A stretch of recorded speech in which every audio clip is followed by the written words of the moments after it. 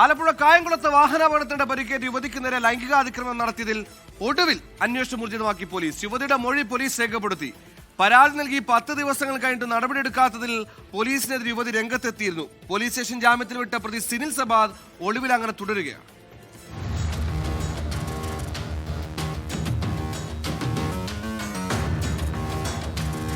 ഇക്കഴിഞ്ഞ 3-നാണ് തീർത്ഥാടനത്തിന് പോയി മടങ്ങിവരവേ യുവതി സഞ്ചരിച്ചിരുന്ന വാഹനം കായംകുളത്ത് അപകടത്തിൽപ്പെട്ടത്.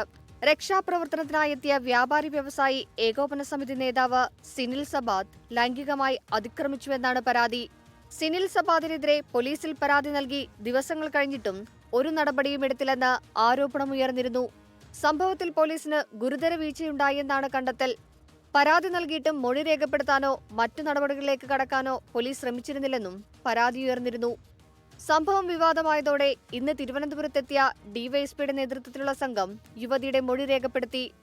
കായംകുളം ഡിവൈഎസ്പി ഓഫീസിലേക്ക് ഇന്നെത്താൻ യുവതിയോട് അന്വേഷണ സംഘം ആവശ്യപ്പെട്ടിരുന്നെങ്കിലും പിന്നീട് വിവാദമായതോടെ തീരുമാനം മാറ്റുകയായിരുന്നു. ഗുരുതര ആരോപണം ഉയർന്നിട്ടും പോലീസിന് വീഴ്ചയില്ലെന്നായിരുന്നു പോലീസിന്റെ വാദം. 24 തിരുവനന്തപുരം.